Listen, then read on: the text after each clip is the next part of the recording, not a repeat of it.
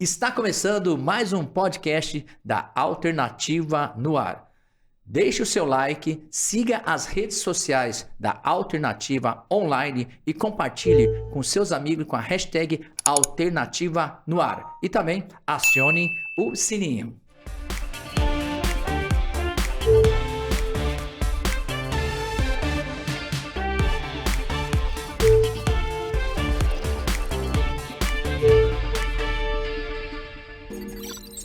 E o nosso convidado de hoje é formado em jornalismo na USP, com pós-graduação na Universidade de Tóquio em Ciências Sociais e também é professor de Sociologia na Universidade Musashi em Tóquio e participou de vários projetos a convite do governo japonês.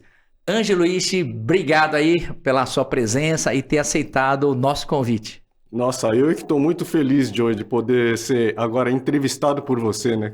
Agora nós estamos na posição inversa, né? Inverteu totalmente, porque eu sempre estava acostumado na posição de fazer pergunta, encher você aí de questionamentos para as minhas pesquisas aí, agora estou na posição, né? Aí de ser então entrevistado hoje por vai você. ser bem legal, porque eu falo assim, agora eu vou me sentir na situação que você estava, né, de querer conhecer mais da história, e a gente agora quer conhecer também quem é o Ângelo Ishii, que é uma pessoa muito importante na nossa comunidade brasileira lá no Japão, né, que vem fazendo vários trabalhos, né, muito representativo para a nossa comunidade, né? E eu quero saber, você nasceu na cidade de São Paulo? Isso, eu sou paulistano, São Paulino, ou talvez ex-São Paulino, porque depois de tanto tempo no Japão já estou meio por fora e não sei nem a escalação do meu time ali da infância, né? Mas nascido e crescido aqui na capital, em São Paulo. E quando você, aqui em São Paulo, você tinha muita assim, ligação com a comunidade japonesa? Como é que era a sua ligação com a cultura japonesa? Olha, eu acho que comparando com muita gente, a minha ligação ela foi bem forte, viu, Joey? Porque, eu cresci na Zona Norte de São Paulo. Sim. Zona Norte não é exatamente o lugar da capital que tem a maior presença nipo-brasileira, vamos dizer assim, né? Mas, tem um monte de case. Exatamente, mas sempre gostei de ir até o bairro da Liberdade. Sim. Estava lá nos eventos e na Zona Norte, isso acho que foi decisivo aí para esse meu contato com o Japão. Uhum. Na Vila Nive, que talvez alguns conheçam, tinha uma escola que virou até lenda, chamava Seifujuku. Sim. E era provavelmente uma das últimas escolas de língua japonesa aqui no Brasil. Sim, sim. Que o professor, quando eu entrei na escola com 5 anos de idade, ele já era com todos os cabelos brancos ali e usava ainda os livros didáticos que ele tinha trazido de navio Caramba, na época da imigração. Da guerra, ele já estava totalmente amarelado, quase rasgado, sim. Mas ele não trocava. Colava ali com os durex e certo. Usava aquele material didático. Usava até assim, talvez palavras que nem se dialetos, talvez nem se usava mais de repente. Isso, né? Os kanjis, os ideogramas que eu aprendi eram todos aqueles mais difíceis, mais complexos, rebuscados e todo mundo ia desistindo no meio do caminho, né? Então, caramba! E você tinha quantos anos mais ou menos você tinha nessa época aí? Isso, eu comecei já com 5 anos. A minha primeira escola, onde eu aprendi a pegar no lápis e escrever uma letra, foi primeiro com esses kanjis, antes de entrar na escola brasileira. Olha que interessante. Coisa de louco. E você, assim, né, fez jornalismo na USP e tal, mas antes, você já tinha gosto, assim, de escrever, esse gosto pelo jornalismo? Como é que surgiu? Olha, assim, tentando relembrar, vamos dizer assim, refazer aí o que é que se passou pela minha cabeça, vamos dizer assim, né?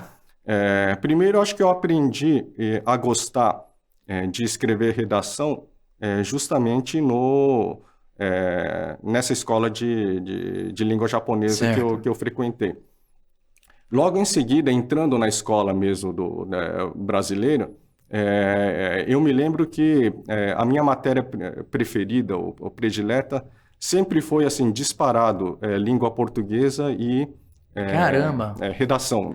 Olha, você Então sabe eu acho que que a maioria das crianças é o contrário, tem pavor, né, de redação. Eu mesmo que nossa, eu via aquela redação, tinha que escrever, a gente saía correndo, né? E você já era o contrário, né? Exatamente. Então o pessoal conhece o velho ditado e o provérbio que todo jornalista é um escritor frustrado, né? Então, provavelmente, ali nos meus sonhos de infância, de Aham. adolescência, de juventude, acho que o meu primeiro sonho era de virar escritor, né? Aham. E aí a gente vai vendo que isso não é para todo mundo, né? Entendi. Exige todo vamos dizer assim, Tem que ter inspiração, né? Aquelas ideias para escrever livros, né? Não é assim, lógico, tem um monte precisa ter muita disciplina e muita paciência, duas coisas que nunca foram, vamos dizer assim, as principais das minhas qualidades ali, né? Quer dizer, eu sou um cara que até hoje não aguenta ficar ali, indo numa pescaria, por exemplo, e ficar ali esperando, tal, né? Quer dizer, então, mas deixando aí meio que essa história aí de escritor de lado, né? Eu acho que provavelmente vários jovens que se interessam por jornalismo, eles têm esses dois lados.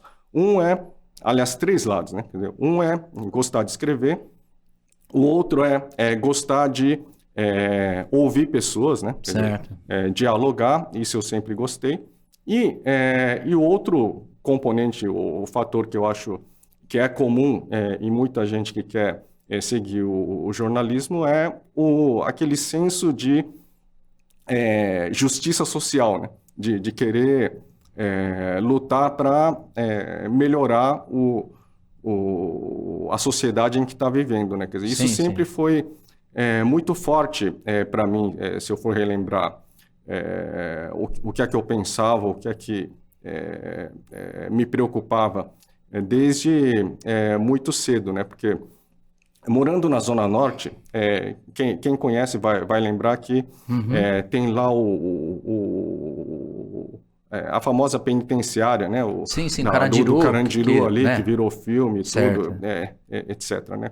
O ônibus que eu pegava sempre para ir para a Liberdade, por exemplo, era o que saía da minha casa e ele passava justamente por toda aquela avenidona ali, circundando o presídio de Carandiru e chegava na estação do Carandiru do metrô, né? Então, e uma lembrança assim visual muito forte, assim na minha infância na Avenida Zach Narchi.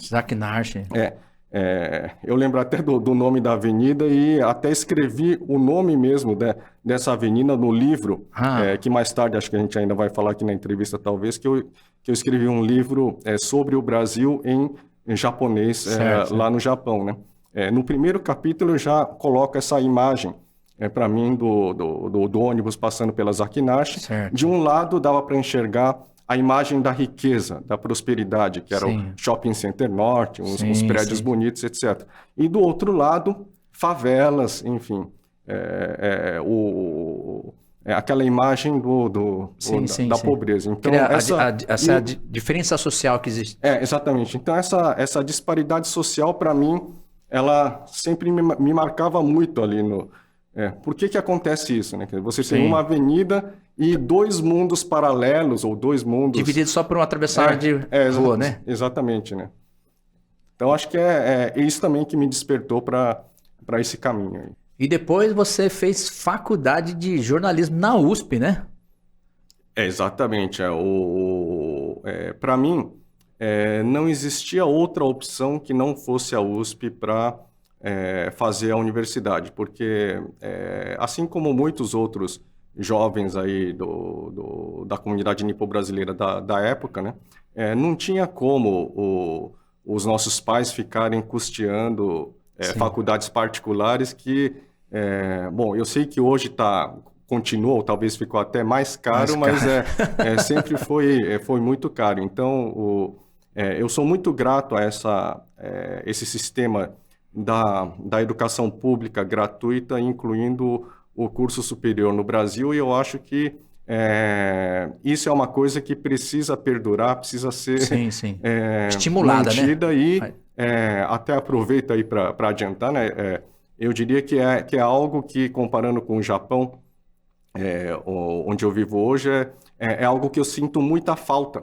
Entendi. No Japão, a ausência de um curso superior público gratuito, Gratuito. né? Como opção para quem vive lá, né? Então, para mim, não tinha outra opção. Então, era jornalismo e era USP. E, inclusive, você se desdobrava, né? Porque você fazia faculdade na USP e também trabalhava no Jornal Paulista. Foi nessa época, quando você fazia faculdade, não? Sim, porque eu achei que dava para unir o útil ao agradável, né? Aham. Eu ia conseguir ganhar algum dinheirinho, né? E já começar a ganhar experiência em jornalismo já durante o curso. Isso Isso foi em 1980 e... Isso, bom, aí todo mundo já vai saber a idade, mas tudo bem, a essa tudo altura, bem. né? De 85 a 88. 88. Durante esses 4 anos, então, eu entrei em 85 na USP e já no segundo ano, por volta de 86, eu já comecei a trabalhar na redação desse saudoso e extinto Jornal Paulista. Jornal Paulista na época que... Kian, ó, tem vários conhecidos que na época que eu lembro que do Jornal Paulista, que tinha muitos amigos lá, que é o Kian, o Getúlio, Camide, né? Sim.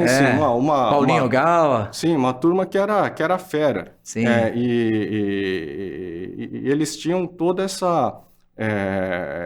esse entusiasmo de organizar muitos eventos e provavelmente a gente vai começar aqui a curtir aí um saudosismo de relembrar que foi bem nessa época, em 88, que teve os Expo 80 anos da imigração japonesa no Brasil, com eventos que... marcaram história. São históricos. Só quem estava lá, né? Só as testemunhas oculares aí da história que vão entender o quanto que eram eventos assim de uma... Inclusive, em 1988, que teve a Expo em 1080, lá no ginásio de Ibirapuera, Sim. Em paralelo teve também a apresentação do Pacaembu, com a vinda, né, do príncipe. Sim. E também a vinda do cantor Mate, né? Sim. E lá na Expo, olha só que engraçado. Que por sinal entrevistei, né? O Mate, entrevistei, né? o Yamamoto Joji, o Kitadima Saburo. E olha só que interessante. Assim, nomes que são estrelas, ícones, né? Ícones do Japão. E olha que interessante, porque a gente estava no mesmo lugar, porque eu cantei, né? Na época, o saudoso William Kimura, né? Sim, que também trazia, eu fazia parte do cast de cantores dele, e eu tava lá na apresentação da Hanai Mori, né? Que é a estilista famosa Hanai Mori que veio. Que fez o desfile ali de moda. Cassiopeia, grupo Cassiopeia que veio do Japão. Yamamoto Joji, Kitadima Saburo. Nossa, né? e o saudoso e falecido Saijo Hideki também veio naquela época. Exatamente. Quer dizer, é inimaginável hoje em dia gente que está ali super em alta no cenário artístico japonês estar vindo aqui, né, para São Paulo e fazer E você estava na área de jornalismo fazendo cobertura de todos esses... Isso, de todos esses eventos. Então ali eu realmente vi que eu gostava da coisa, né? E ao mesmo tempo eu reconfirmei que eu adorava, que eu amava de coração tudo que é ligado a Japão, né? Olha, a Japão. Você lembra que inclusive, acho que foi a primeira vez, falando de marca aqui, mas... que veio pela primeira vez no Brasil, a Kawasaki, que trouxe as motos ninjas, né? Que fez um grande sucesso naquela exposição também. Nossa, essa é a parte que eu até hoje... eu tirei a minha carteira de habilitação e até hoje está ali zerinho. Quer dizer, nunca peguei no volante. Passei longe aí de motocicletas, de automóveis, mas... é interessante você relembrar isso, hein? Foi a primeira vez que a Kawasaki trouxe aí, né, a moto ninja, que fez sucesso depois. E você depois também chegou a trabalhar na editora Abril, né? Exato. Ao mesmo tempo em que eu me graduei em jornalismo, então eu quis...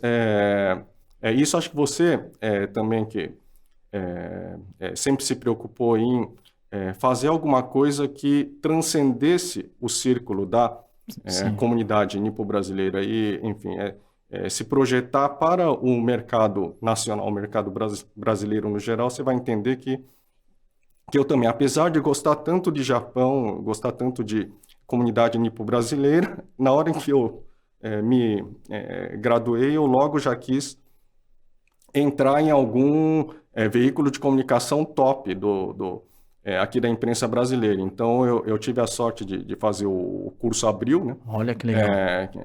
Que era para o pessoal que estava no 4º ano de jornalismo ali na USP, e os melhores, vamos dizer assim, alunos que eram escolhidos pelos próprios jornalistas, editores da Abril, que vinham dar essa aula para a gente. Então, eles chamavam a gente já para entrar como nas redações de alguma revista, né? Então, e você lembra, assim, as revistas que você trabalhava naquela época? Inesquecível, né? Porque foi a revista Veja e a revista Playboy, né? Olha só! Então, bom... Quantos anos você tinha na época? Você não podia ver. Já era maior de idade. Já era maior de idade, né? Mas mesmo que não fosse maior de idade, não haveria nenhum problema, porque eu nunca tive não tinha contato, a oportunidade de presenciar no teste fotográfico.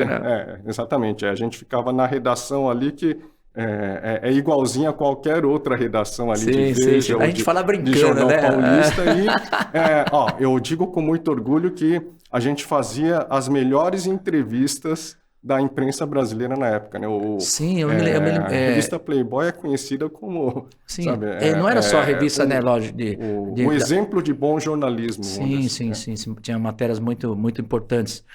E você também tem um gosto muito particular, né, que influenciou muito, acho que na sua vida, assim, no sentido até do japonês, de você desenvolver o japonês, você é fã de cinema, né?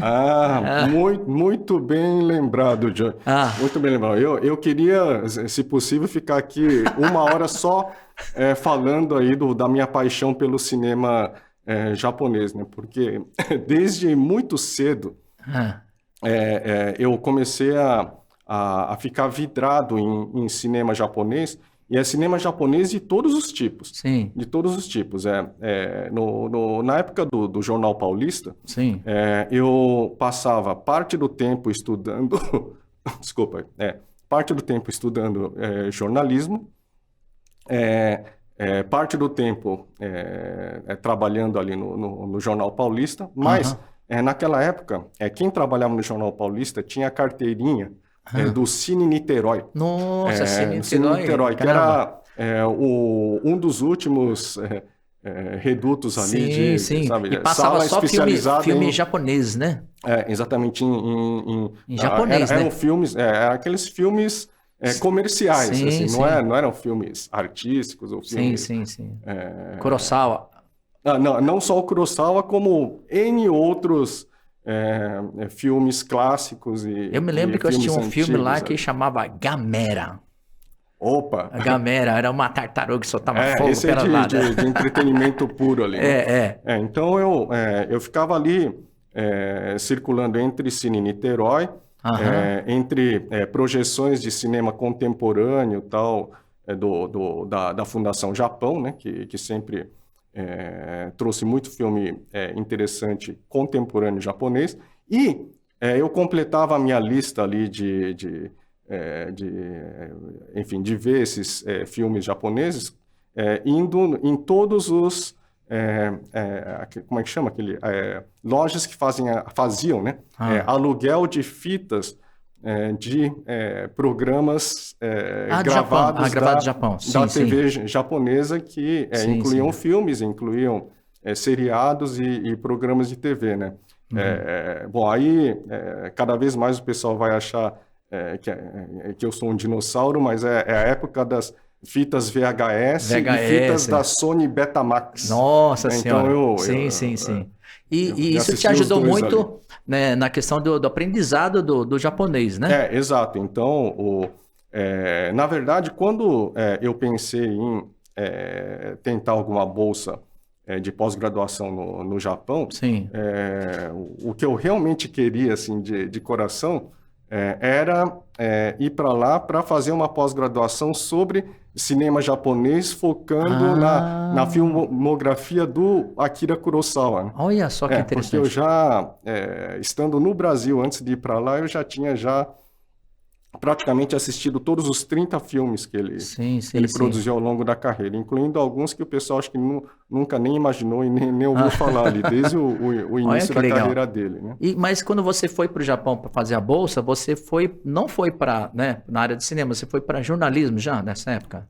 Para ciências sociais. Ah, foi para Para ciências ciências sociais. sociais. Eu até teria curtido Hum, pelo jornalismo, mas acredite se quiser, isso aqui eu duvido que alguém consiga dizer que eu estou falando informação errada ou que eu estou inventando alguma coisa. Quem procurar vai poder comprovar que em 1989, uhum, quando eu prestei a bolsa para ir para o Japão a partir de abril de 1990, sim. jornalismo era discriminado. Ah, Essa é? área de comunicações, no geral, não entravam na lista do Ministério da Educação japonês Sério? para candidatos a bolsa de estudos Olha que interessante. no Japão. Aham. É uma coisa. É engraçado, né? Ver que... Isso até hoje em dia eu entendo, porque no Japão não existe, a rigor, curso de bacharelado em jornalismo, né? Ah, Quem vai entrar aí nas redações de TV NHK, ou Jornal sim. Asahi Shimbun, etc., eles se formam em qualquer coisa que pode variar de agronomia a Caramba, olha que medicina ou Nossa, que política, ou economia, interessante. ou o que for, né?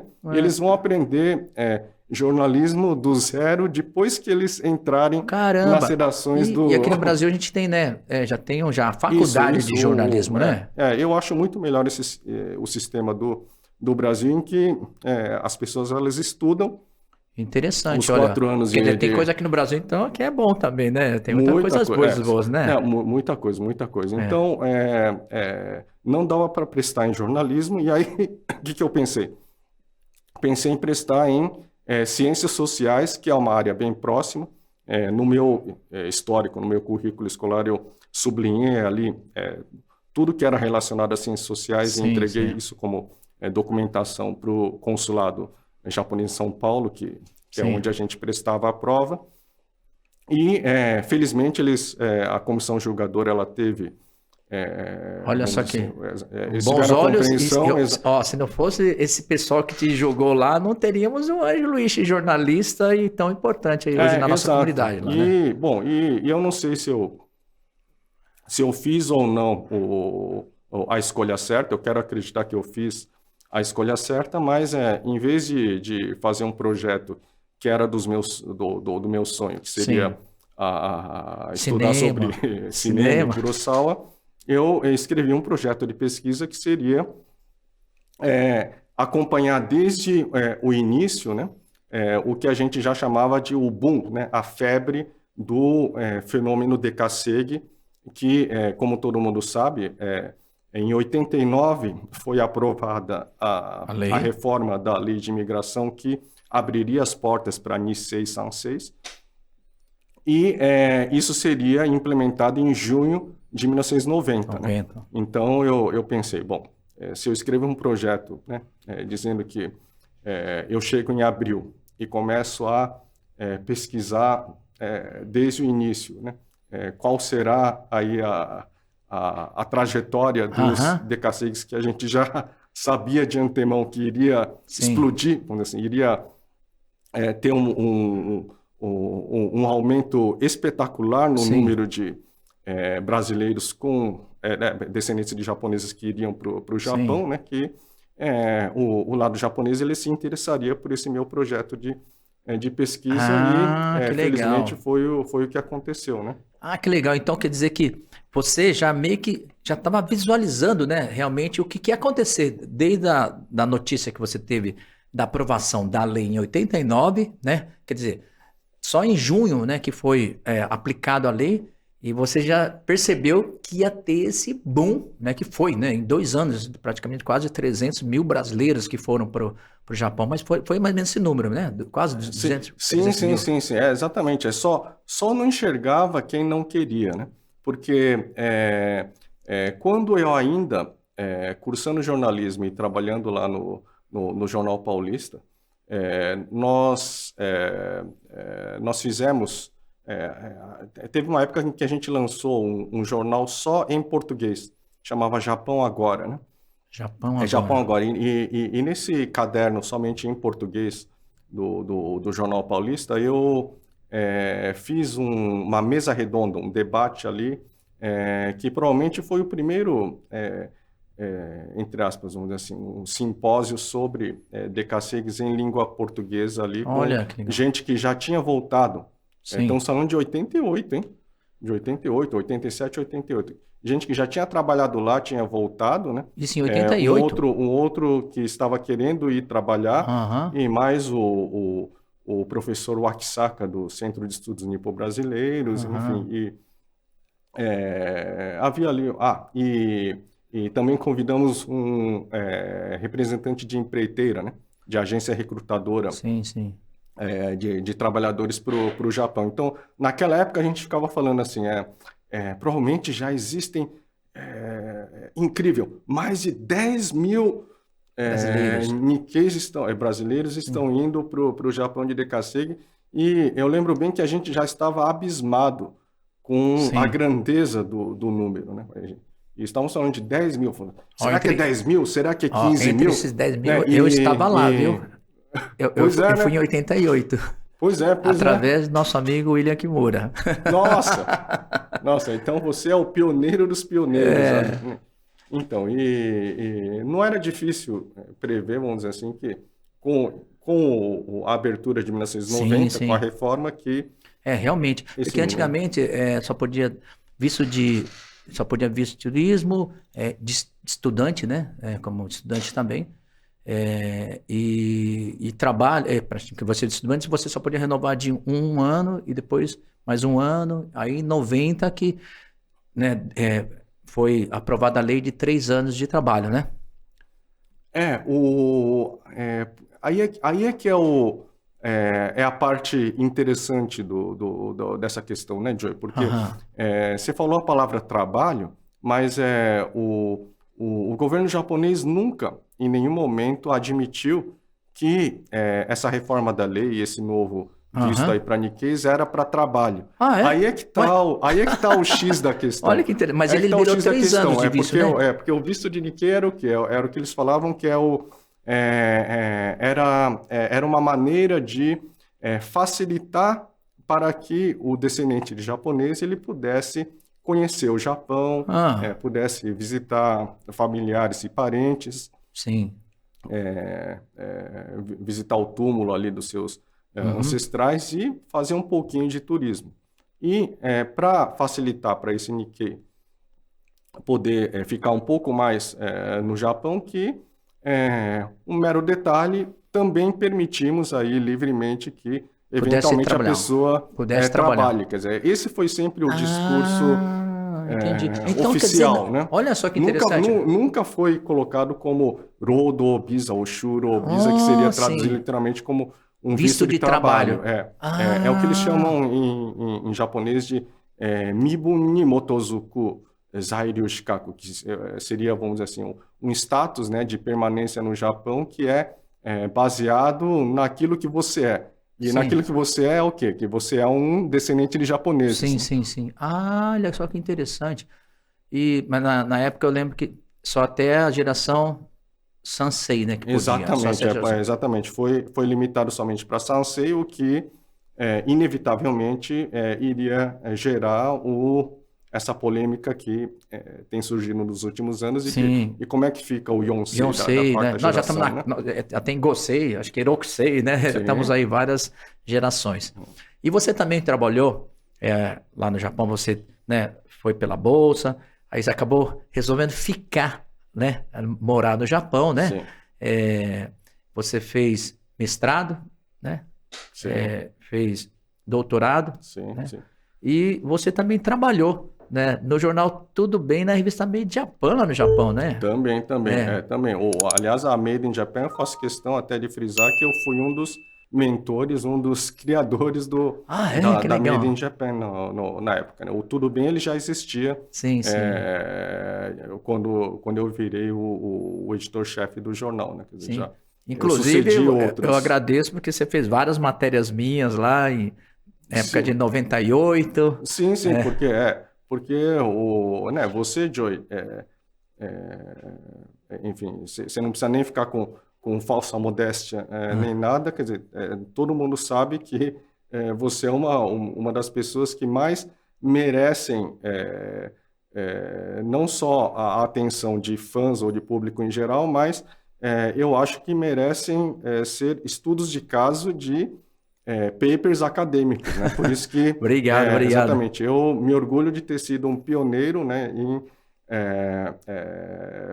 valorizar, quer dizer, perceber o seu valor e levar isso para artigos acadêmicos, né?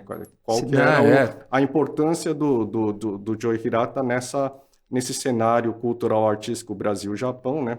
Aquilo que eu chamava de um artista étnico transnacional, né? Eu me Porque lembro bem dessa sua você palavra bem comprida. Eu falo, nossa senhora, exatamente, porque transcontinental. exatamente, porque É, a sua atuação não é Brasil, não é, comunidade nipo-brasileira, ela atravessa os oceanos, né? E você faz essa ponte, né? a gente vai estar falando depois desse Sim, sim, tema e tal. sim, sim. E olha só, você em 1992 também, você foi campeão de oratória lá no Japão, Pois é, né? pois é. E logo onde? Na TV NHK, que é onde você foi o campeão do Nodo de Mar, né? Cara, Então, mas nesse sentido, fomos pioneiros olha em assim, duas frentes diferentes, olha que entre legal. você E cantando você e eu falando. falando, né? Mas você competiu com o japonês também? Não, não. Essa É só é toda estrangeiros. para. É uma competição para os estrangeiros praticarem Ah, que a legal. língua japonesa. Caramba. E Então, isso acontece acho que até hoje, todos os anos, mas até onde eu sei, eu devo ter sido o primeiro e talvez até hoje ainda o único brasileiro a ter sido o campeão é? Olha que legal. E, desse concurso de oratória, né, em que você você tá cheio. fala algum tema, né, algum tópico aí em japonês Sim, ali sim, sim. no tempo limitado ali eu não lembro mais se eram 5 minutos, enfim. Mas o jurado é todo japonês. Sim, sim, sim, sim, É. sim, sim. E foi televisionado também pela NHK, Isso, NHK pela TV. o canal 13 educativo, né, o Kyoiku Terebi. Ah, que Aliás, hoje em legal. dia chama ITERE, né? E você também, você virou professor, né? Acabou virando professor. Foi na primeira universidade que você foi professor e foi em qual faculdade lá? Eu lecionei durante vários anos em várias universidades, né, Aham, em tempo parcial. aham. Mas onde eu tive a sorte de ser convidado para ser professor em tempo integral foi o Musashi Daigaku, né, a Musashi University, e até faço questão de frisar, né, quer dizer, muita gente acha que, então, quer dizer que o Musashi Daigaku ele tem cursos de língua portuguesa, ou ele tem, sei lá, estudos brasileiros ou estudos Aham. latino-americanos. Eu falo, não, acredite se quiser, não tem nada disso. É faculdade de sociologia e Olha que ponto legal. final. Quer dizer, não Sim, tem sim, nada sim. de América Latina nem de Brasil. E eu até fiquei feliz e até gostei disso, porque Uhum. eu nunca gostei de ensinar línguas. Eu Aham. acho que ensinar línguas é algo muito complicado, muito complexo, não é para qualquer um, né? Sim, sim, sim, Então, sim. quando teve essa chance de ser professor ali, concorrendo de igual para igual com outros pesquisadores candidatos japoneses, né? Caramba. Na minha área, que é sociologia, e é o que eles chamam de sociologia internacional, que estuda sobre migrações transnacionais, Sim, e sim. também estudos de mídia, né? Que é o que eu estava te contando naquela hora, né? Quer dizer, no Japão, quem quer virar jornalista não tem um curso de Sim. jornalismo, mas tem, por exemplo, o departamento ao qual eu pertenço, que seria traduzido como o Departamento de Social Media Studies, seria estudos de sociologia e mídia, dentro dessa faculdade Entendi. de sociologia, que ela faz essa intersecção, né, Entendi. entre sociologia e jornalismo. Então, era o lugar perfeito para Mas eu em me encaixar, 1900, né? mas em 1995, você ganhou um prêmio assim, de melhor professor do ano, né? Onde você estava nessa época? Pois é, que engraçado isso, né? Ah, Porque eu virei melhor professor do ano, sendo que eu ainda era estudante, eu nem era professor em mas como é que foi isso? 1995, né? Porque na época teve um pequeno boom no Japão de os japoneses eles estavam entrando naquela coisa da internacionalização, né? Todo mundo estava eufórico em conhecer mais o mundo, etc, etc. Então,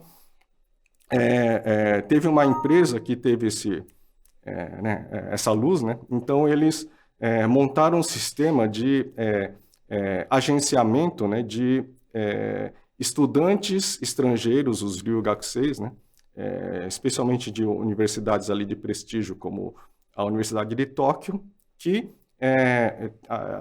existia uma lista desses estudantes ali de cada país e as escolas do Japão, escolas que vão desde o primário, antigo primário, né, do ensino fundamental, até o colegial, ou seja, o ensino médio atual, né? Então, as escolas elas escolhiam dessa lista ali, né? Que tipo de estudante de qual país que queriam convidar para palestrar sobre a cultura do seu país, né? Então, aconteceu que naquele ano, entre todos esses, que é na casa das centenas ali, né, dos estudantes registrados que, baseados ali nos questionários de satisfação, né, nível de satisfação das escolas que receberam esses alunos como, eles chamavam de Ryugakusei Sensei, o estudante estrangeiro vira professor, né? Então, olha que só que interessante. nesse programa, o melhor do ano eu fui eleito, né? Caramba, que legal, Escolhido, cara. E isso você não é nem professor, que muito interessante. E você também, né, em 1996, você foi membro aí do primeiro conselho, né, de cidadão do consulado brasileiro em Tóquio, né? Exato, porque a primeira década de 1990 foi quando, enfim, tanto o lado japonês como o brasileiro tiveram que acordar para a necessidade, para a importância de sanar os vários problemas que já estavam começando a surgir e a aumentar, que eram relacionados ali à comunidade brasileira no Japão, né? Sim, sim. E o que o lado brasileiro, o governo brasileiro fez na época foi criar o que hoje em dia é muito famoso e todo mundo conhece, que seriam os conselhos de cidadãos ou, em alguns lugares, conselhos de cidadania dos brasileiros que estão residindo em cada jurisdição. Hoje são vários, né? Então, de Hamamatsu, exato. Nagoya, Então, né? quando ali o consulado de Tóquio criou o primeiríssimo conselho de cidadãos, eles me chamaram ali para ser um dos membros desse conselho, né? Então, mas nessa época tinha muito brasileiro na região de Tóquio ali, quando fundou? Boa pergunta. Tóquio mesmo não. Mas essa jurisdição do consulado de Tóquio, ela é incrivelmente abrangente ali, né? Ela cobre a famosa Oizumi da província de Guma. Goma, Tochigi, Ibaraki. A gente costuma falar que é de Tóquio para cima, né? Ah, sim, De Tóquio para cima é Ah, é a jurisdição de Tóquio. é a jurisdição de Então vocês Tóquio. faziam parte do conselho, mas abrangia toda assim, essa preocupação, né, Exato. dos Então, brasileiros com todas essas regiões que já tinham muito brasileiro na década de 90, que 90 foi em 96, né? então, e eu imagino que eu fui chamado para participar desse conselho porque eles sabiam que eu estava ali desde 1990 Sim, e sim. tinha sido certamente o primeiro ou um dos primeiros a acompanhar todos os primeiros da comunidade. Então, Sim, eu sim. acompanhei o primeiro karaokê, o primeiro Nodojiman de brasileiros realizado no Japão, por Aham. exemplo. O pessoal era organizado, viu? Eles fizeram lá no Japão, por exemplo, a réplica Aham. do o Tano Champion do Imagens do Ah, do Japão, Imagem do da Rosa Japão. Miyake aqui Olha do que Japão. legal. Então, Onde foi eles esse faziam, primeiro aí? a finalíssima Ah. foi no Bunkamura de Oizumi, né? No Bunkamura, Salão Nobre sim, de lembro Oizumi, que bem. você conhece bem. Cantei várias vezes. Mas eles tinham eliminatórias, as etapas eliminatórias que ali legal, que legal. em Aichi, em Shizuoka, etc. E a finalíssima era em Oizumi. E vê só que engraçado, né? Eu chamo de uma transferência da cultura da colônia nipo-brasileira, ou da comunidade nipo-brasileira para o Japão via Decassegues, porque todo o formato era inspirado Na sua no comunidade. original, porque o campeão, ele ganhava um carro zero, lembra que Sim, era o sim, cobiçado sim. carro zero Sim, no inclusive caso do uma Tano das Champion nossas aqui. entrevistadas foi a Karin Ito, que ganhou um carro. Ela conhece bem. Ganhou um carro na época do Tano Exatamente, Champion aí. Ou passagens aéreas Japão-Brasil, né? Sendo que no Tano Champion daqui de Era São ao Paulo contrário, era ia pro passagem Japão, aérea. Então, agora é a quer dizer, volta. até mesmo os prêmios, né? Então, Olha que legal. enfim, então acompanhei tudo isso. O nascimento, vamos dizer assim, Entendi. da comunidade Nikkei, ou da comunidade brasileira no Japão, né? Entendi. E nessa época que você já estava dando aula na faculdade, você já tinha saído estava ainda fazendo paralelo também, Made Japan, Jornal Tudo Bem, ou já... Isso. Eu concluí ali todos os créditos na Universidade de Tóquio em 96, né? 96, e logo em seguida eu recebi o convite ali do então presidente desse jornal Tudo Bem, né, para entrar lá como editor-chefe, porque quem estava na época acho que estava saindo, né? Sim, mas depois... Então, para mim foi perfeito, porque um dos tópicos da minha pesquisa sempre foi a imprensa comunitária. Ah, sim. A mídia étnica, que a gente chama Sim. no jargão da sociologia, né? Então, sempre pesquisei sobre o que é produzido em termos de mídia pelos brasileiros no Japão. Então, eu editar o jornal seria, para mim, não só um trabalho, mas, ao mesmo tempo, a fonte de informações para a minha própria pesquisa, né? Sim. E você falou da sua entrada no Musashi Daigaku, que foi em 2004, né? Isso.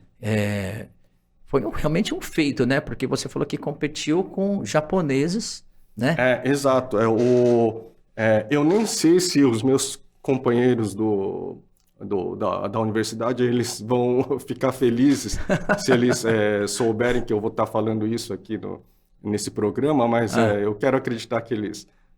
não tem ninguém ali que fala português, então eles não vão ficar então pode falar, sabendo pode falar. aqui que eu estou revelando ali coisas não muito positivas, né? Mas sem problemas, porque eles, depois disso, eles corrigiram bem. Mas quando eu fui aprovado ali entre os vários candidatos para conseguir essa vaga, eu descobri, decepcionado, que eles tinham uma cláusula discriminatória em relação a professor estrangeiro. Caramba. Que era assim, se fosse um professor japonês, já entraria já com contrato até a aposentadoria, garantido. Certo. Permanente. E para os estrangeiros, teria um período de experiência de 3 meses ou de 6 meses, não lembro bem. Olha. Aí eu falei, como assim? período de experiência. Aí um dos professores veteranos lá, ele é muito legal, muito compreensivo, né? Ele falou, realmente isso aqui está estranho, né? Quer dizer, isso não é bom. Então, eles descobriram que existia essa cláusula porque alguns professores de língua Sim. estrangeiros, né? Que alguns eles tinham sumido sem dar nenhuma satisfação. Ah, entendi. Teve um histórico, né? Então, Entendi. por causa disso que eles tinham essa cláusula aí em relação a professor estrangeiro. Mas ele falou, não, é um absurdo que você tenha conseguido essa vaga e só pelo fato de não ter a nacionalidade japonesa de ser submetido a essa... Mas é porque também, como é que você falou, né? Teve um histórico, né? Então eles ficaram por precaução, né? Talvez, exato. Aí... não que talvez a discriminação, mas é a precaução, né? De evitar outro transtorno, exato. né? Então, e aí esse professor ele fez um maior discurso lá na reunião ali dos professores ali e ele conseguiu que a administração cancelasse essa cláusula, Olha que legal. Então foi você que foi o precursor aí que conseguiu tirar, depois disso, os professores estrangeiros se deram muito bem, porque já entraram nas mesmas condições que... Mas isso é muito simbólico. Não é um caso isolado, né? Sim. Porque eu amo o Japão, eu adoro o Japão, sim, mas até por isso eu não tenho o menor medo ou o menor pudor de fazer críticas fortes a vários problemas do Japão. Por exemplo, essa de sempre em várias frentes, por motivos que a gente custa entender, né? Que acaba fazendo esse tipo de tratamento diferenciado, parênteses, discriminatório em relação ao não japonês, né? Ou seja, ao estrangeiro, né? Quer dizer, isso vive acontecendo muito em várias frentes, mas ali a gente tem que fazer aquele trabalho de formiguinha e passo a passo, pouco a pouco, né? E melhorando isso. Né? Inclusive, em 2004 também foi o ano, né, que você começou a sua coluna, ponto de vista na alternativa, né? Exatamente, a alternativa no papel, né? Alternativa no papel. E até hoje, né? Sim, eu fiquei muito feliz de receber o convite para ter uma coluna, chama Ponto de Vista, né? Uma coluna em que eu fico assim muito impressionado que nunca houve nenhuma censura ou nunca houve nenhuma, sabe, interferência ou restrição de falar sobre isso você não pode falar ou sobre aquilo você não pode escrever ou evite X ou Y. Né? Quer dizer, eu acho isso uma raridade no mercado editorial, seja no Japão, no Brasil, seja imprensa, a grande imprensa ou imprensa alternativa, né? Já estou fazendo aqui a propaganda aí do veículo. Né? Isso também eu queria aproveitar, que eu acho que outros entrevistados não vão falar até aí. Né? Eu acho importante que exista até hoje, e espero que continue perdure aí por muito tempo, mas que haja essa imprensa no papel, né? Sim, no papel. Eu tenho... Infelizmente está acabando, né? Aqui mesmo no Brasil, né? Muitas, né? Isso, porque a revista no papel, ela permite que você desenvolva determinadas pautas, determinados assuntos, tópicos, de uma maneira assim mais aprofundada. Sim, com certeza. Mais aprofundada, quer dizer, a pessoa tem que parar para ler. Sim. E parar para ler significa o quê? Parar para refletir, parar para pensar, né? Pensar. Então você dá você dá aquela desligada, desligada offline, né? Coisa que é raro hoje. Pela própria natureza da mídia, né? Fica difícil no mundo digital. Sim. Seja ele a tela do computador ou a telinha do É porque do smartphone, né? na mídia digital, você pode mudar de interesse e de assunto com um clique, né? Aí quando você já está na mídia impressa, não, você se dedicou para pegar aquela revista e você vai folheando, você faz aquela imersão, né? Na matéria, lê a matéria. E hoje a mídia digital, celular, você está vendo o Instagram, de repente já quer ver o WhatsApp, depois já quer ver o Facebook, depois quer ver uma notícia, você não consegue, sim, ficar 100% focado, né? Exato. Então, e cria o hábito, né? Cria o hábito. Então, eu circulando pelos vários lugares, eu sempre converso aí com leitores meus, né, que falam que, quer dizer, a cada 2 semanas, ou seja, a cada quinzena ali que eles vão atrás da revista para ler, claro, não só a minha coluna, mas outros artigos, né? Quer dizer, então isso ajuda o quê? Ajuda a cultivar, vamos dizer assim,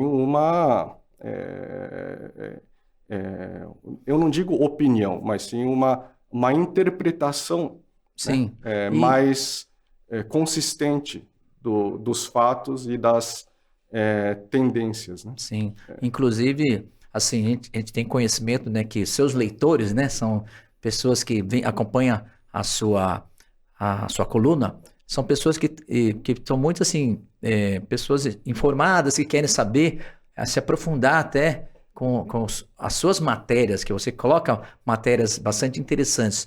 E teve alguma matéria, assim, que te marcou, que foi assim, muito polêmico, que teve uma repercussão muito grande durante esses 18, foram praticamente 18 anos, né? Vixe, já teve tantas que, coitado dos meus editores e aí dos diretores ou do presidente aí, Da alternativa. da alternativa, né? Porque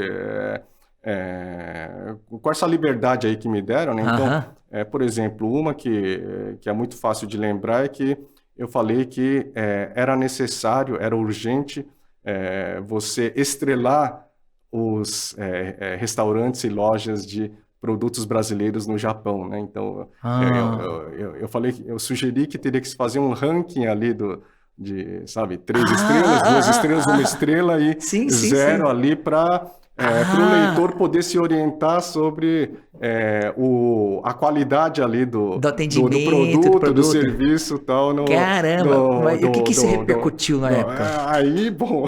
Os empresários falaram, pô, meu, não aí sei eu o quê. citei como exemplo ali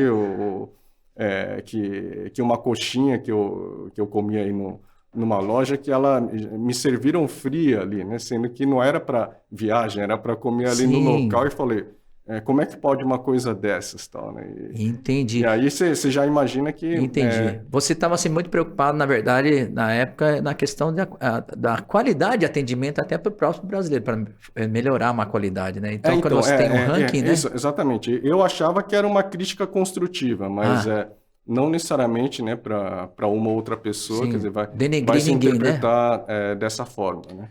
Mas veio retaliação em cima de você na época, não? Não, bom, felizmente não acabaram com a minha coluna, né? Então é sinal de que, bom... Ai, que legal. E tem mais alguma outra assim que te marcou também? Não digo em termos de coluna, mas em termos de entrevistas, vamos dizer assim, que eu vim fazendo com os chamados decassegues, né? Sim. Essa palavra até a gente evita usar, né? Sim, a hoje gente, ainda quando eu falo, usa, não mas... só eu, mas outras pessoas, mas com os brasileiros no Japão, né? Porque assim como eu tenho acompanhado passo a passo, né, a sua carreira, a construção da sua carreira e o que eu chamo de management, né, a administração da sua identidade, né, de nipo brasileiro, eu também tem alguns personagens ou alguns entrevistados que eu vou encontrando que eles passam a ser os meus companheiros. Isso pode ser apenas uma coisa unilateral da minha parte. Eu não sei se eles igualmente me consideram, né, o parceiro nessa jornada, mas que para mim foram assim bem marcantes, né? Então, por exemplo, é inesquecível para mim um entrevistado que acabou virando meu amigo do peito ali, que era o Jorge, né? e que ele foi uma pessoa que, para mim, simbolizou um tipo de trajetória de Dekasegi no Japão, né? Porque ele fazia muito essa vinda, as idas e vindas que o pessoal chama de, né, o Sim. movimento circular Brasil-Japão, mas não só isso, né? Ele foi um pioneiro no sentido de fazer uma migração triangular, vamos dizer assim. Então, com o dinheiro que ele ganhava no Japão, ele, quando juntava um dinheirinho, ele ia para a França para estudar francês. Olha que Aí, legal. de novo, nova temporada de trabalho em fábrica ali, Tá. né, no Japão, e aí ele ia para a Austrália para aprimorar o inglês dele. Uau. Mas o que ele mais gostava era viajar de moto ali. Aham. Em todos esses Era países um aí. mochileiro. Então quando ele juntava um X de dinheiro, então ele ficava Entendi. rodando ali pelo Japão, por outros lugares de moto. Então sempre foi um cara assim muito aventureiro, muito sonhador, muito interessante. Só que depois de um certo tempo, quando ele tinha retornado ao Brasil, nós perdemos o contato, né? Sim.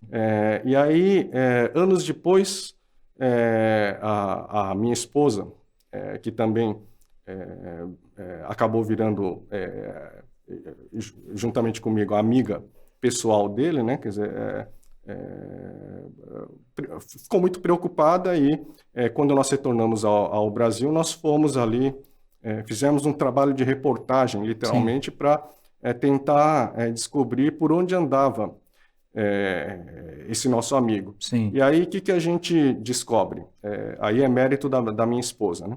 Ela conseguiu ali garimpar, depois de muita busca, né? E descobrir que ele tinha se suicidado, né? Quer dizer, ele tirou a sua própria vida, né? Meu Deus. Então, aquilo para mim foi um choque, né? Então, na verdade, esse choque ele vai me acompanhar provavelmente pelas próximas décadas, né? E aquilo que eu chamo de o enigma do imigrante, o enigma do fenômeno ou do imigrante Dekasegi, né? Quer dizer, ele sempre vai estar, para mim, acoplado a essa busca de tentar entender o que é que teria feito esse nosso amigo, né? Sim. Chegar a esse extremo, né? Entendi. Então, na verdade, dá para a gente ter certeza de que, infelizmente, né, foi essa experiência de ter ido para o Japão que certamente acabou ali, de alguma forma, né, resultando nesse final trágico, né? Entendi. E foi em 2005, quando você também estava na Musashi, né? Foi o ano que eu acabei indo lá, né? A convite de você. Nossa, foi um show. Foi muito interessante, né? Porque não é todo dia que alunos de universidade podem receber um artista ali como você, né? Para ter o show palestra, né? Show palestra. Show palestra em que você contou a sua experiência, né? Sua visão e até tem uma canja ali cantando, né? Nossa, eu me lembro bem, né? Porque quando você falou que tinha que dar palestra em japonês, eu falei, caraca, como é que eu vou falar em japonês? Mas comigo de tradutor e intérprete eu estava tranquilo. Foi tranquilo, foi bem tranquilo. É. Mas eu me lembro bem e até falei que legal saber que tinha... ver o trabalho que você estava fazendo lá na Musashi na época. E você, assim, além de dar aula, você também... Você nunca perdeu esse contato, né, com o lado jornalístico.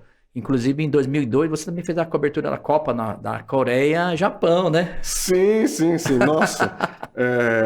Bom, hoje em dia falar de Copa 2002 e futebol realmente parece história, né, do século passado, apesar de ter sido nesse século, porque, nossa, 2002 foi um ano marcante, não só para o Japão, como para as relações Japão-Coreia, né?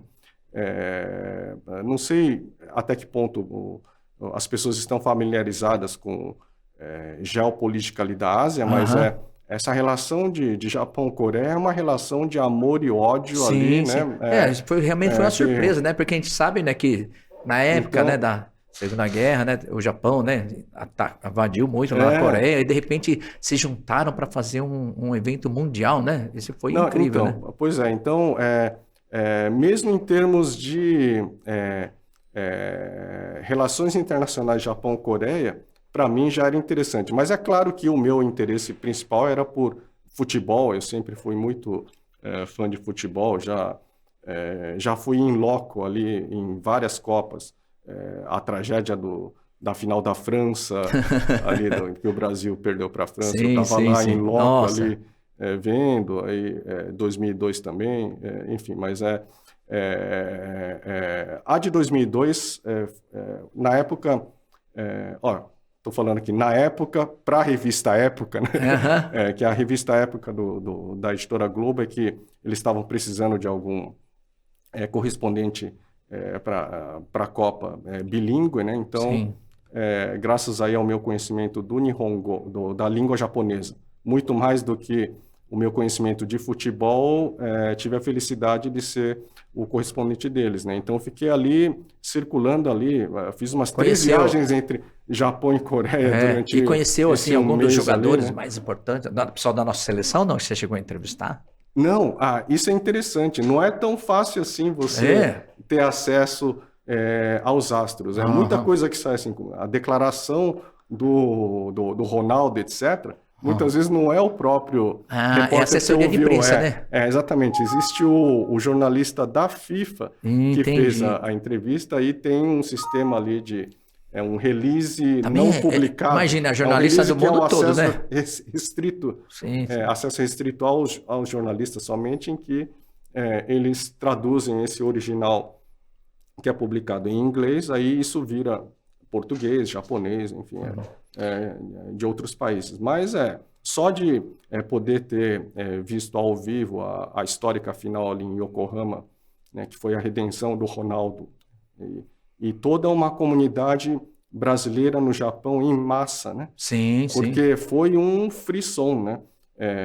Quando ficou decidido que seria Brasil e Alemanha na final, eu não sei se isso acontece em todas as Copas, mas naquela eles abriram, de repente, X ingressos, né, em número limitado, restritos a quem tinha o passaporte brasileiro e alemão, né?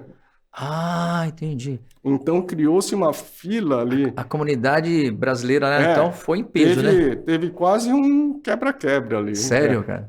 Um amigo meu estava de tradutor e intérprete ali do lado japonês para, enfim, para enfileirar e, enfim, acalmar os ânimos de quem ficou sem ingresso, né? De quem que chegou um ficou na determinado fila momento que acabou, e né? ele foi literalmente, sabe, ele quase Apanhou, sofreu violência quase apanhou da física. galera. Nossa senhora. Imagina, o cara tá com aquela expectativa. O cara saiu lá de Aitken, foi até lá, Tóquio, para comprar, chegou na fila, vê aquela fila, e quando chega na vez dele, acaba a frustração, né? Deve ser gigante. E você também teve um trabalho muito bonito que você fez, né? Que inclusive você até me contemplou, que foi o seu livro, né? Que é o como é que chamava? É um livro com título longo aí, Ido Suru Hitobito, Renyo Suru Bunka, que seria como é que chama pessoas que se movem, que migram, né? E culturas que vão se transformando, uma coisa assim. Inclusive, olha só, eu tava falando com você, mas olha só o que foi que eu achei lá em casa aqui. Você olha achou? Aqui, ó. Olha aqui, você gente. Achou o livro. Olha aqui quem tá na capa aqui, ó. Inclusive, você me colocou. 2006, olha que legal. Esse livro aqui você escreveu, foi você que escreveu tudo isso? O editor é um amigão meu, que é o professor Shiramizu, né? E cada um do nosso grupo escreveu um capítulo e eu escrevi o capítulo sobre os artistas Nikkeis brasileiros e a sua estratégia de carreira e o que é que isso tem a ver com a sua identidade étnica, sim, né? Sim, então que foi aquela transcontinental. Exatamente. Então, para mim, tem até a foto aqui que ilustra o meu livro, que é... Ah, Esse aqui é. é de quando você deu no Bunkyo, No né? Bunkyo, exatamente. O- Ângelo, você também é sempre assim, por você ter todo o seu conhecimento, essa penetração aí dentro das universidades, uma pessoa muito conceituada, muito respeitada, você sempre foi chamado, né, pelo governo para fazer de vários projetos. Você aí participou do relatório do Ministério da Administração japonesa aí, que foi um fato muito importante de valorizar essa preocupação do estrangeiro, né, até do próprio brasileiro, da comunidade brasileira lá no Japão. Você também participou aí da Organização Internacional das Migrações também. Isso, a OIM lá de Genebra. De Também Genebra fui aqui lá também falar. é muito importante. Você também foi escolhido pelo Ministério dos Negócios Estrangeiros de Tóquio para o projeto também muito importante. Como é que é para você ser esse representante, né, hoje também da nossa comunidade, nosso elo? Você, na verdade, acaba sendo esse elo muito forte da nossa comunidade brasileira, né? Para muitos que talvez não conheçam o Ângelo, né? Ele é uma pessoa muito conhecida na comunidade lá no Japão, porém, aqui no Brasil, muitas pessoas sabem do seu nome, mas muitas pessoas também não entendem a importância do seu papel, né? Principalmente nesse elo entre o governo japonês, né? E a comunidade brasileira, né? Porque você fez projetos, fez pesquisas, né? Na questão até quando teve aquele problema da volta dos brasileiros, da queda da bolsa, né? Ah, sim, A ida sim, dos a brasileiros. famosa ajuda do retorno voluntário. Voluntário entre aspas, né? Que depois só Dos podia 300 voltar mil depois de ienes ali. 300 mil ienes, só podia voltar depois de 5 anos. Você também foi uma voz ativa que lutou até Sim. para questionar por que 5 anos, né? E no final falaram 2 anos, Não, depois virou 3, né? Sim. Pois é, esse é um lado meu que muita gente não conhece. Os próprios brasileiros no Japão, eles não conhecem muito bem esse lado das minhas atividades. Por quê? Porque, infelizmente, ainda hoje, a grande maioria dos brasileiros no Japão ainda não é fluente em termos de leitura Sim. e escrita da Japonês, complexa, né, e difícil língua japonesa. Então, o meu nome sai com muita frequência na artigos, grande imprensa né? japonesa, Sim. mas passa batido, as pessoas ficam sem tomar conhecimento, né? Mas citando aí o primeiro que você lembrou bem, de 2005 para 2006, que foi Relatório, né? o relatório sobre políticas de coexistência multicultural, né? Que em japonês a gente chama de Tabunka Kyosei, né? Essa coexistência multicultural virou uma palavra-chave na política do governo japonês em relação aos estrangeiros, e isso justamente depois desse gatilho que foi dado por um grupo de pesquisadores japoneses e eu, como brasileiro, convidado para fazer parte em 2005, e no início de 2006 nós lançamos o que a gente chama de guideline, né, as diretrizes para os governos locais de província e de municipalidades, de como que eles deveriam se adaptar para a convivência com os estrangeiros. Convivência melhor com os estrangeiros que estavam aumentando, né? Então, por exemplo, só para citar um exemplo, muitos japoneses, felizmente, isso eu acho positivo, né? Eles defenderam que era preciso traduzir traduzir o máximo possível de informações da língua japonesa para o inglês, não só o inglês, mas outras línguas das comunidades estrangeiras mais representativas. Dentro e como os brasileiros de cada região, sempre né? foram muito representativos em muitas províncias, e então passou a se criar esse padrão de que sempre se traduziria também para o português, né? Então foi graças a esse gatilho que o nosso relatório de aconselhamento do governo japonês deu, né, que muitos brasileiros, com certeza, passaram a ser beneficiados ao longo aí Olha só. dessas décadas, né? Sim, sim, sim. E isso foi uma conquista, quer dizer, foi um feito. E uma outra bandeira que eu sempre defendi, que ainda continua vamos dizer assim, não concretizada, vamos dizer assim,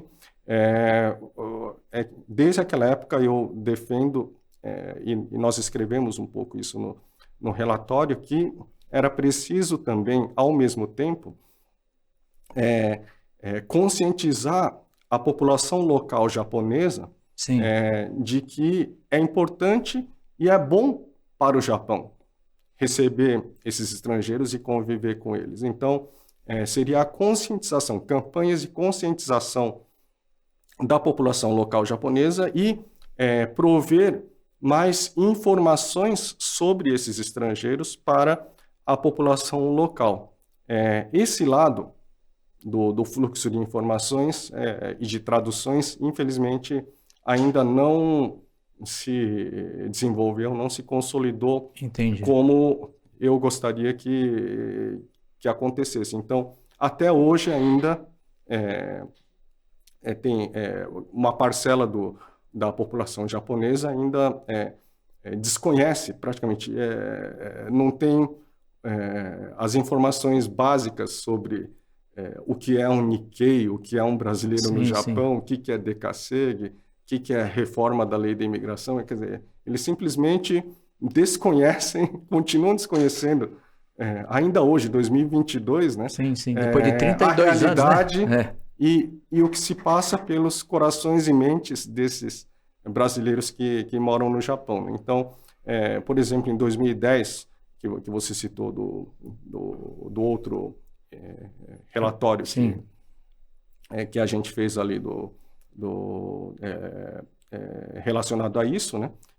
Foi quando eu foquei justamente nessas campanhas de conscientização e fornecimento de informações para os japoneses sobre os estrangeiros que residem, né, lá.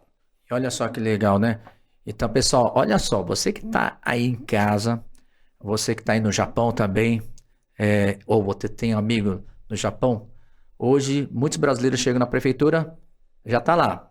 Tem uma cartilha assim em português, né? A gente consegue ver isso. Eu lembro que em 88 não tinha.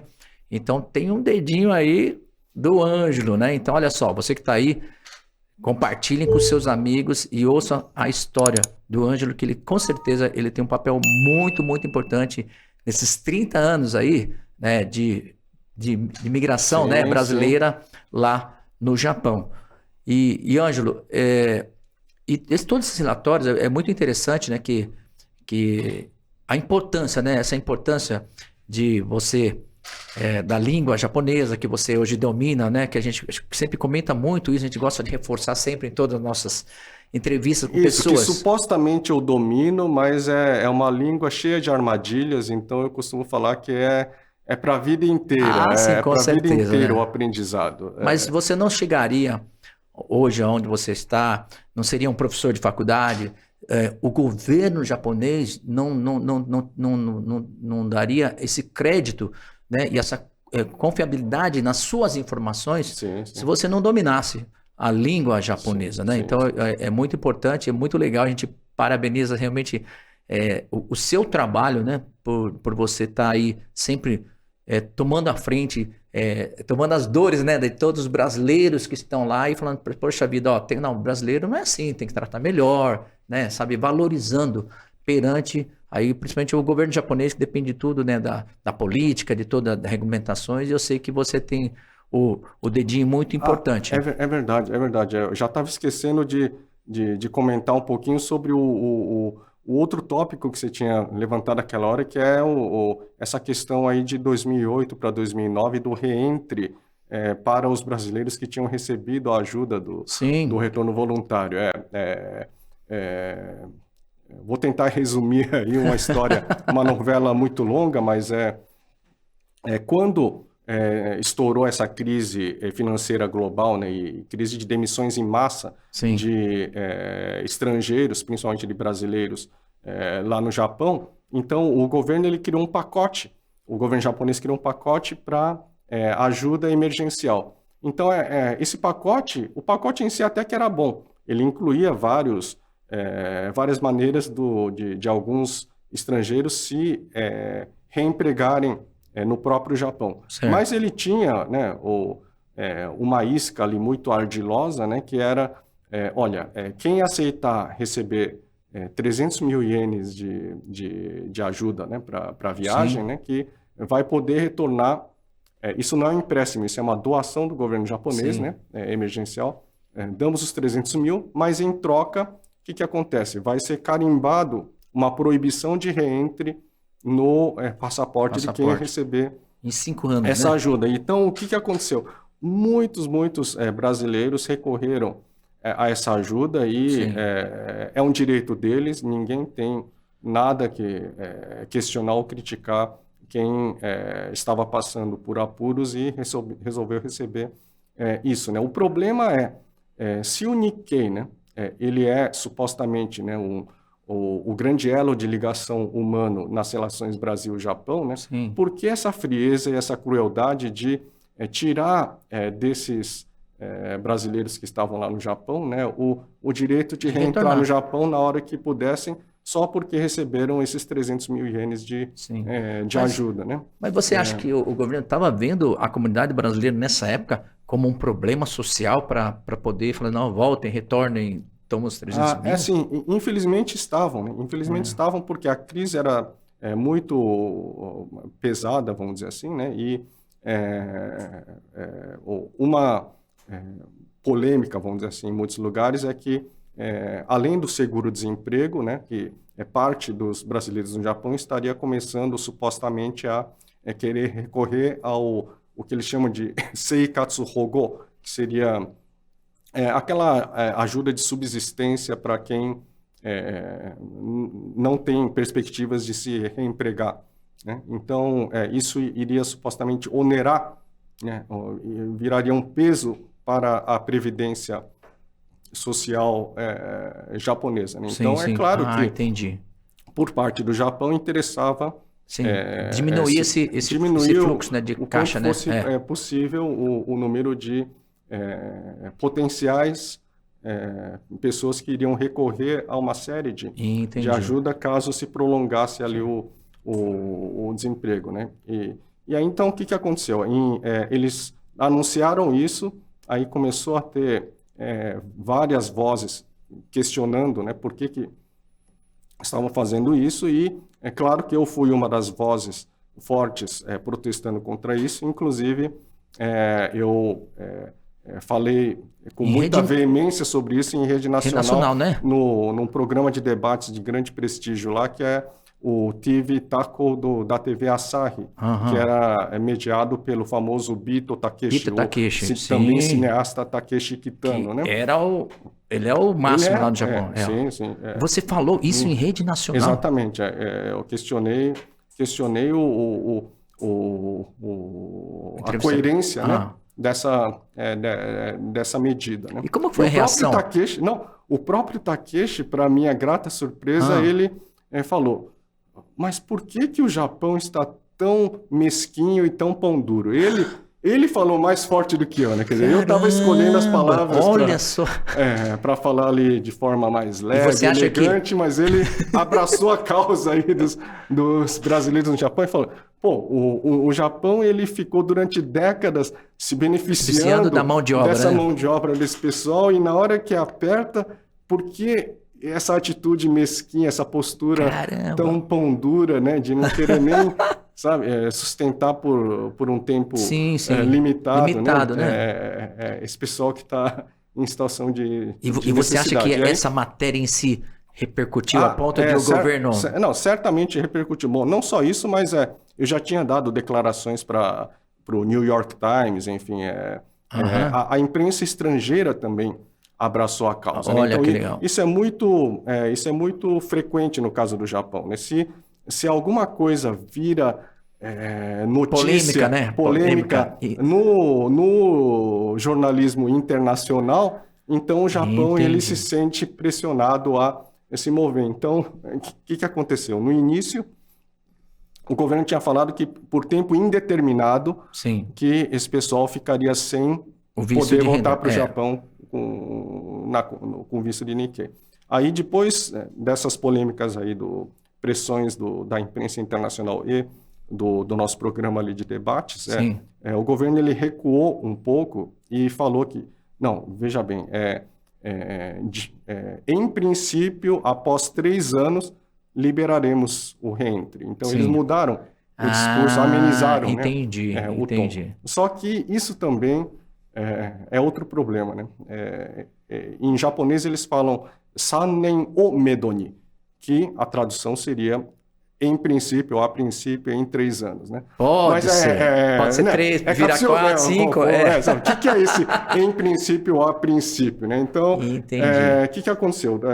Essa explicação, eu costumo falar que o pessoal ficou lost in translation, se perderam na tradução ali nas prefeituras, porque cada lugar e cada tradutor acabou traduzindo de uma forma ambígua, de uma forma não correta, inclusive, né, para quem estava recebendo essa ajuda. Então, eu vim a descobrir depois, fazendo pesquisas aqui em São Paulo, que muita gente que tinha recebido a ajuda, depois que o governo deu esse recuo, estava convicta, né, esse pessoal estava convicto de que bastava esperar 3 anos que o governo imediatamente liberaria o reentre.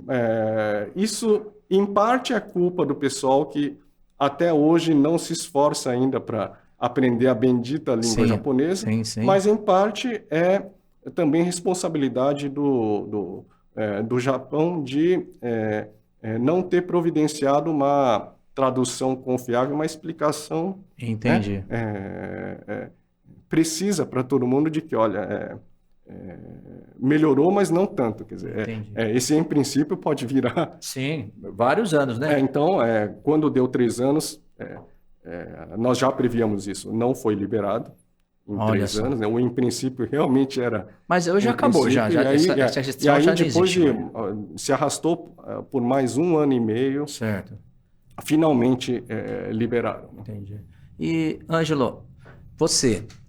a gente pode dizer assim que é da geração, né, que chegou no Japão, né, na década de 90, né, que foi 89, 90, você já estava lá, já preveu, né, toda essa ascensão da comunidade brasileira. Passou-se 32 anos, né? Como é que você vê hoje a comunidade, como é que é o comparativo que você tem da nossa comunidade brasileira da década de 90 para agora, recente, 2020, esses últimos anos, nessa última década aqui, o que você acha que, o comparativo, o que mudou? Pois mudou bastante coisa e algumas coisas não mudaram como todos nós gostaríamos, né? Então, eu costumo falar que em termos de qualidade de vida, no geral, né, dos brasileiros no Japão, houve uma melhoria incrível. Então, os pioneiros ali de início da década de 90, teve muita gente que, por exemplo, esse meu amigo que eu falei há pouco aí, que até tirou sua própria vida, né, ele me contava que quando ele começou a trabalhar aquele turnos alternados, Kotai, né, que é o turno alternado, de diurno, noturno, que o alojamento dele era minúsculo e a agência recrutadora teve a cara de pau de alocar, quer dizer, de alojar também os residentes em 2 turnos. Então, tinha dia que ele voltava do yakin, ou seja, do noturno, e o companheiro dele que tinha que dividir o mesmo tatame, o mesmo o mesmo cobertor ali, mesmo ele quarto, ainda estava dormindo, então ele tinha que dar um tempo fora mas até você sabe que ele acordar. Quer dizer, mas eu vivenciei essa época, porque nós dormimos em 5 pessoas diferentes de família. Você é a prova de que eu não estou inventando história aqui, né? E a gente tinha que colocar papel escuro no vidro, justamente e entrar devagarzinho, né? O cara tava dormindo ainda, ele ia acordar, o outro. Então, a gente não tinha essa liberdade, né?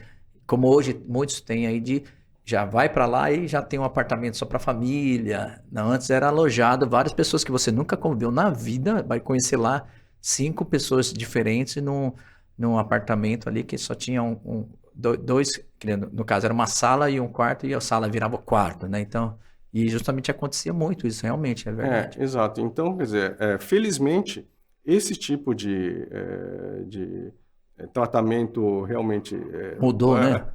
Mas que muitas veio às vezes nem desumano, valoriza, né? né? Quer dizer, hoje em dia não se ouve mais falar nesse nível, né? Sim, sim, sim. Então, você ouve histórias que são o oposto disso, quer dizer, parte dos brasileiros, eles conseguiram até mesmo a sua casa própria Sim. no Japão, né? No Japão. Então, nesse ponto, melhorou bem. Agora, o que é que não mudou nessas décadas, infelizmente? É essa dependência que eu costumo chamar quase de uma monocultura, né? Sim. Dependência em relação a esse mercado super restrito chamado setor de automobilístico e eletroeletrônicos, né? Não sendo contratado como um funcionário Efetivo. em condições exatamente efetivo, em iguais condições que os japoneses, e sim como uma mão de obra que Temporária. é o primeiro. O pessoal, os defensores de direitos humanos lá no Japão, eles costumam falar uma frase muito interessante que é first to be fired and last to be hired. Quer dizer, são os últimos a serem empregados e os primeiros a serem cortados, né? Quer dizer, eu acho bem forte, porém bem Sim. Essa instabilidade, né? Que a gente, essa insegurança, né? Que quando vem uma crise, no final sempre são os brasileiros, são os primeiros, né? A estar na linha de cubi, que a gente fala que é o corte, né? Das empresas, né? Que você fala, é isso? Exato. Então, claro que, felizmente, a gente tem outras honrosas exceções, né? Honrosas exceções de pessoas, grupos ali, né? Da nova geração que estão começando a quebrar isso. Aliás, não só das novas gerações, mas você tem muitos representantes ali da velha guarda, né, dos pioneiros também, que conseguiram uma projeção incrível na sociedade japonesa Sim, enfim, no mercado japonês ali como empresários de sucesso, etc, etc. Então, na verdade, o próprio fato dessas honrosas exceções sempre as mesmas pessoas e os mesmos nomes se repetirem, né? E das mesmas pessoas sempre aparecerem, está escondendo o quê? Está escondendo a cruel realidade de que, na verdade, é muito pouca gente ainda. Sim. Muito pouca gente. Ainda A grande maioria... A oportunidade ainda não é para poucos ainda, né? Exato. Você diz, né? Tem aquelas pessoas que acabam se sobressaindo, né? E conseguindo tendo sucesso, mas pelo número, né, talvez de residentes, ainda é muito pouco, né? Exato. Mas claro que isso tudo depende do ponto de vista, né? Sim. Tudo depende do ponto de vista. Quer dizer, eu estou dando aqui um ponto de vista meio que pende para o pessimista, vamos dizer assim, né? Mas, por exemplo, o professor Masato Ninomiya, que todos conhecem, que Sim. eu admiro profundamente de coração, ele me colocou uma visão diferente dessa, né, que eu quero, de certa forma, apostar nessa visão mais otimista que ele deu desse mesmo cenário, né, que ele falou que se você vai resgatar como é que foi, como é que foram as primeiras décadas dos pioneiros que vieram do Japão para o Brasil antes da guerra, né? Sim. Então, quer dizer, não foi... pelo espaço não foi em 10, 20, 30 anos que conseguiu engatar ali a marcha para... Sim, com certeza. Quer dizer, nossos avós, eles levaram várias décadas para se consolidar como um empresário de sucesso. E, de repente, lá no Japão, assim, em questão de 2 décadas praticamente, você encontra hoje depois de 2 décadas, encontra vários empresários de sucesso. Exato. E também esse acesso à ascensão social via formação em universidades também, Sim, né? também, Tudo também. isso decolou no caso dos imigrantes japoneses, né, que vieram para o Brasil. Sim, Teve um tempo, né, até a coisa, entendi. sabe, Então engatar. quer Então, se for dizer, pensar nesses termos, é, bom, talvez a gente possa aqui, né, depositar as esperanças de que sim. a gente está nesse período ainda turbulento Não de pode ser imediatista. preparação É uma transição para o deslanche, né?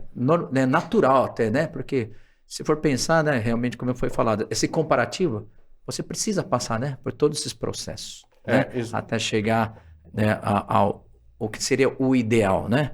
Agora, me fala, o que que você pensa agora, vamos aproveitando esse gancho, o futuro da nossa comunidade lá no Japão, como é que você vê nesses próximos anos, nessa próxima década, todo esse trabalho que você está fazendo da nossa comunidade? Né?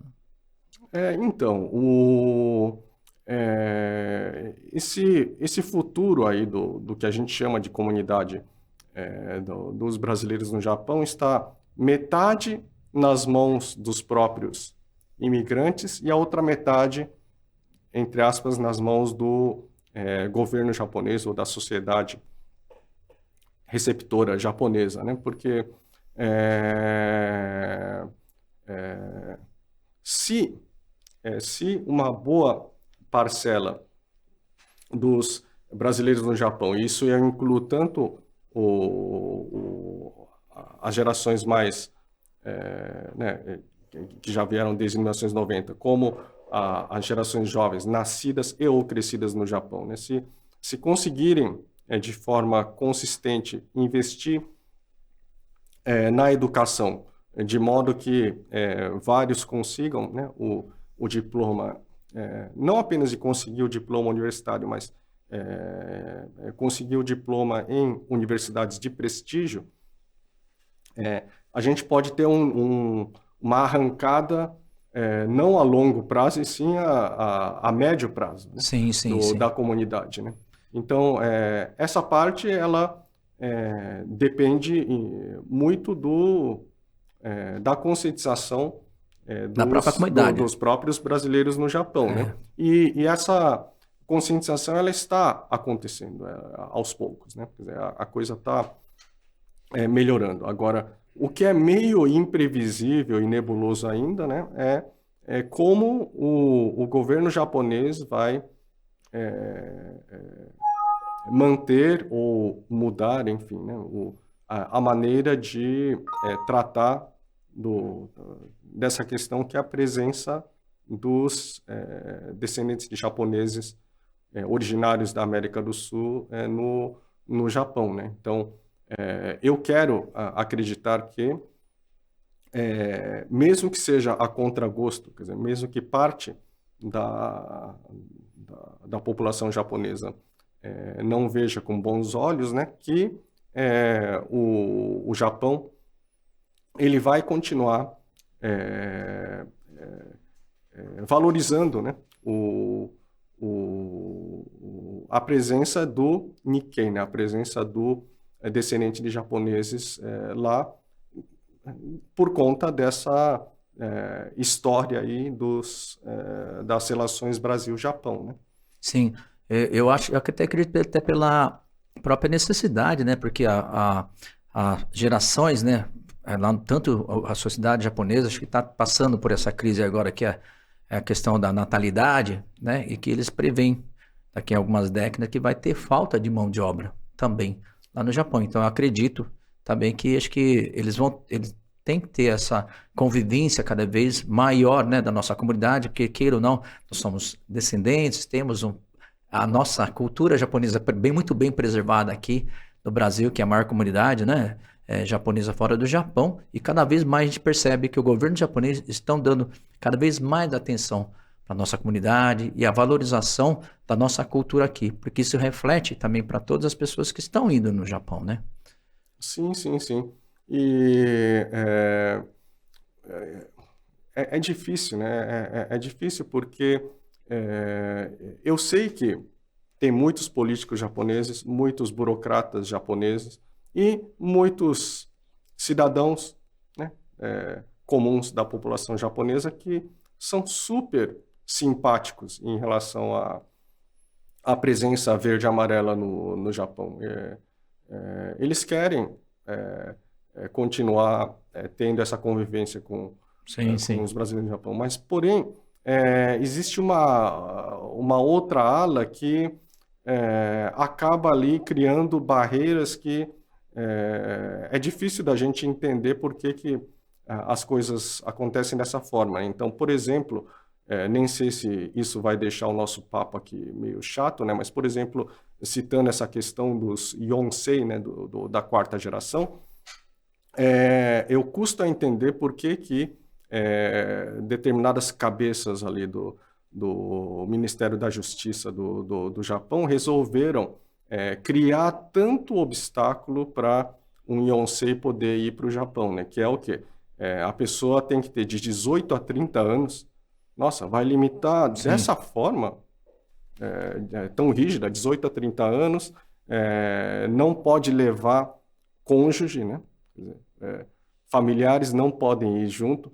Esse é um ponto que só isso já serve para fazer, né? Muitos potenciais candidatos desistirem, ou né? até fazer a separação, né, familiar, né?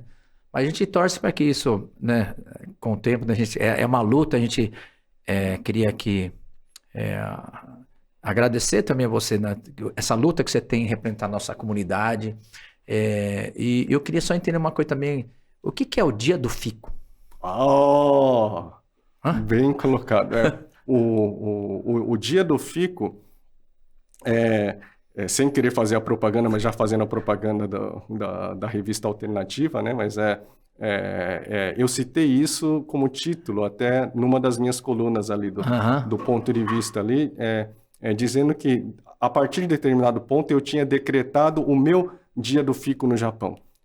Isso significa o quê? Que eu tinha acendido uma luz de que eu não iria mais voltar em definitivo para o Brasil, né? Ou seja, que o Japão seria realmente a que o Japão cidade. seria, vamos dizer, a minha base, né? Sim. Isso não quer dizer que eu tô deixando de ser brasileiro, que eu estou deixando de ter laços com o Brasil. Eu faço questão de voltar para o Brasil o máximo possível, né? Então, sim. Igual nossos avós, né? Vieram para cá, queriam ficar pouco tempo, acabaram deixando raiz, mas eles, quando podem, voltam, né? Exatamente. Então eu coloquei ali que já não está na hora da gente meio que esquecer essa palavra decassegue, que assumir, remete né? a uma coisa temporária, né? Sim. E decretar o nosso dia do fico, né? Para a gente sempre lembrar, não só nós, mas decretar isso significa você mandar essa mensagem para a sociedade japonesa, né? De que, olha, viemos para ficar. Exatamente.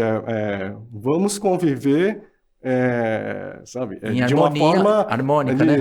De longo prazo. Sim, exatamente. De longo prazo, não de 2, 3 anos. Exatamente. De 2, 3 anos. Esse é um recado principalmente para os burocratas do Ministério da Justiça japonês e que legal. Os políticos governantes, né? De que, sabe, esse é um grupo que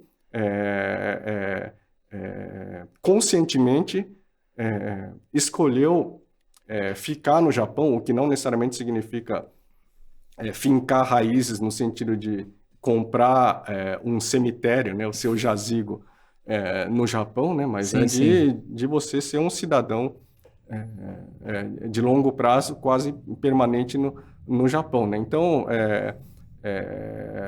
esse conceito, né, de você passar a mensagem para todos de que nós estamos ficando no Japão, eu acrescentei, inclusive, quando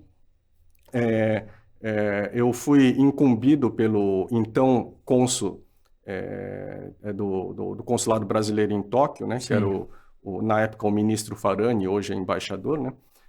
Que ele falou, então, Ângelo, redige aí a nossa declaração de Yokohama, que nós íamos ter uma reunião especial em Yokohama, em Tsurumi, né? Na província de Kanagawa. Então, redige aí essa declaração aí, né? Então, eu fiz o esboço, e nesse esboço eu fiz questão de frisar isso, né? Que nós estamos ficando no Japão, né? O que não quer dizer que nós estamos deixando de ser brasileiros ou deixando sim. de valorizar o Brasil, né? Quer dizer, então isso pegou, né? Quer Que dizer, legal. foi um Então, conceito, uma ideia entendi. que pegou e ficou, né? E ficou, tá ali registrado ali na nossa declaração que foi adotada, né? Olha só, então você está em casa aí, ó. Dia do Fico, né? E olha só, gente, agora vem aí o momento também muito legal da nossa entrevista aqui, que tem umas fotos aí que separaram aqui pra gente ver. Opa. Vamos ver. Oh. Poxa, que foto que é essa daqui? Bom, eu tô ali no meio ali, né? Porque tem os meus... Você é esse de verde? É isso, exatamente. É verde e azul? Exatamente. São meus pais e eu somos 4 irmãos. Todos homens? Todos homens e eu Você é mais sou velho? o mais velho. Ah, O olha menos só. novo. Menos novo. Não, menos novo. Não o mais velho ali. Que legal. Sua mãe de kimono, daí era um evento que teve.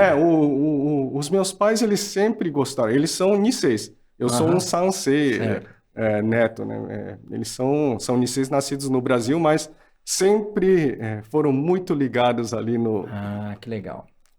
em coisas ligadas a Japão ali. Dá para ver ali desde os primórdios ali, né? Que a gente ia naqueles... Opa, esse já é no Japão, não é? é você? Exatamente. Esse de óculos é você? Exatamente. Nossa, tá diferente aí. Daí o então, que é? Matsuri? Hanabi eu acho Matsuri. Que tinha Hanabi, Hanabi o Matsuri. Festival de Fogos de Artifício. Fogos de Artifício, né? Os meus pais tinham ido lá visitar a gente. Que legal. Todo mundo sabe que Hanabi japonês é, de longe, o melhor do mundo. É o melhor do mundo, né? É fogos de artifício, gente. Sim. Opa, daí é um passeio de barco lá. Isso é lá no Brasil.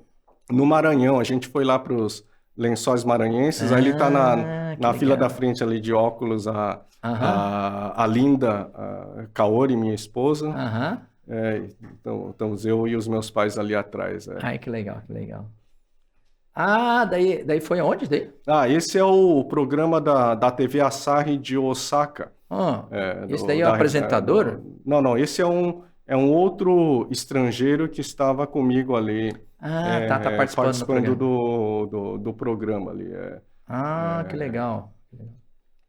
Esse é eu dando palestra para os estagiários lá na JICA Yokohama, que é um lugar que todo mundo precisa visitar, viu? Porque ali acaba de ser renovado ali o museu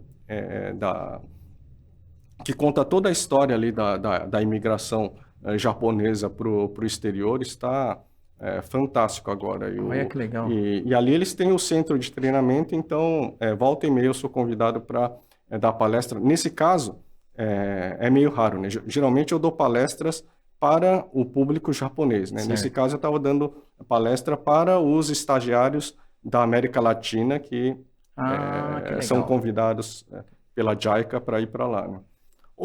Esse é o inesquecível Kim Konshiki, as bodas de ouro, dos meus pais, que o Joy, para minha felicidade, você topou ir lá dar um show nossa, sim. fechado, particular ali, que, nossa, minha família, cantei no bolo dos seus pais. Nossa, foi muito legal. Nossa, pessoal, eu me lembro até bem. hoje é assunto ali da família ali. Ai, que legal. O pessoal até esquece das outras histórias ali relacionadas às nossas bodas, mas todo mundo lembra que teve o show particular ali do Joey Hirata. Foi um prazer, foi muito legal então, mesmo. Tá ali na frente a nossa filha Angelina. Que ano foi daqui, você lembra? Não foi 2016? 2016, né? Olha só, faz tempo. A minha memória agora tá me traindo. Vamos lá? E agora a gente tem aqui também, nós temos uma surpresa para você. Ixi! A gente tem uma surpresa, tem alguém aqui que mandou... Surpresas são bem-vindas. Mandou mensagem para você. Vamos ver quem que mandou a mensagem? Nossa! Surprise! Oi, papai! Oi, Joel! Tudo bem? Aqui é a Angelina. Eu gosto de brincar com o papai. Mas ele não gosta de brincar de videogame. Eu gosto de Eu gosto de nadar com o papai. Eu gosto de andar de bicicleta com o papai. E eu adoro viajar com o papai. Eu tenho um pedido. Eu quero vir de novo no Brasil. Eu te amo. Um beijo. Portugal語で頑張ってみました. Tchau. Nossa, que emocionante, Aline, que emocionante. Essa com certeza a roteirista e produtora ali do vídeo é a Linda, minha esposa, né? E que tem, como vocês podem ver ali, conseguido de uma forma muito boa que a nossa filha ela cresça e ela é preservando, né, aprimorando a língua portuguesa mesmo. Nossa, estudando lá na escola pública no Japão, né? Olha, e ela fala bem. Então tá mandando bem aí. Que legal. E aproveitando, Joe, deixa eu só acrescentar rapidinho que a Linda, minha esposa, é a Linda K, que é estilista e também colunista da nossa revista alternativa. Ela tem a Moda e Estilo e a Home Sweet Home, 2 colunas na revista. Ângelo, a gente queria, assim, agradecer, né, e parabenizar muito, assim, o seu trabalho, né, realmente, eu já te conheço, já sei da sua história, a gente já tivemos a oportunidade de encontrar em vários momentos, essa nossa amizade também, eu quero muito agradecer sempre por essa amizade que a gente tem, mesmo a gente distante durante muitos anos, mas a gente sempre, quando se encontra, parece que foi ontem que nos encontramos. Nossa, com certeza. E parabenizar realmente assim, a representatividade e a importância do seu trabalho perante a nossa comunidade, né, brasileira no Japão, saber que muitas pessoas que estão nos assistindo hoje estão entendendo um pouquinho mais, né, que em alguns benefícios que os brasileiros hoje têm no dia de hoje foi por um empurrãozinho aí, né, do Ângelo Ishii, né, e agradecer mais uma vez. E qual é a mensagem, né, que você deixa aqui para as nossas pessoas, as pessoas que nos assistem, que estão lá no Japão, aqui no Brasil, qual é esse recado que você daria para eles? Bom, primeiro de tudo, foi muito legal ser entrevistado por você. Deu para ver que você é um entrevistador ali de primeira, sensacional. Que isso, estou aprendendo. Bom, mensagem para o pessoal é bem simples, eu acho, né? Quer dizer, eu acho que os brasileiros no Japão, eles não só ainda não são muito conhecidos e muito compreendidos pela sociedade japonesa, como talvez mesmo no Brasil ainda tenha muita gente que não tem um conhecimento profundo sobre essa trajetória e aquilo que eu falei, o que se passa pelos corações e mentes desses brasileiros que escolheram ir para o Japão e muitos deles ficando no Japão, né? Então, gostaria que todo mundo aproveitasse toda a oportunidade que tiverem aí para se informarem mais e, enfim, cada um da sua forma, poderem eventualmente dar a sua contribuição para, enfim, melhorar as condições e a situação desses brasileiros que residem lá, né?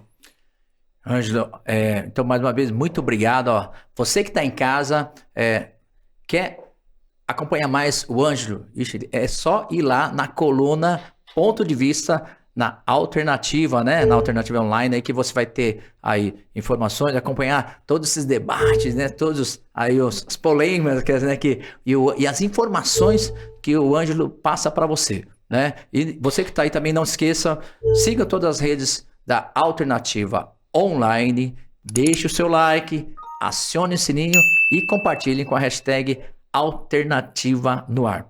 Ângelo, estamos chegando ao nosso final. Eu quero deixar essa caneca aqui para você, de lembrança, para você levar ao Japão e estar lembrando desse nosso bate-papo de hoje e agradecer mais uma vez pelo seu tempo. Eu sei que você veio corrido aqui para o Brasil, conseguimos te laçar e agradecer mais uma vez e parabenizar, desejar mais sucesso, tá? Então, estamos chegando ao nosso final. Gente, obrigado mais uma vez. Vocês estiveram conosco até o momento. Até a próxima, se Deus quiser. Tchau! Tchau, tchau.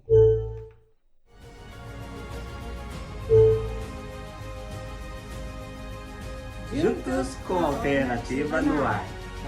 Juntos com a Alternativa no ar. Juntos com a Alternativa no ar. Juntos com a Alternativa no ar. Juntos com a Alternativa no ar. Juntos, Alternativa no ar. Juntos com a Alternativa no ar. Juntos com a Alternativa no ar.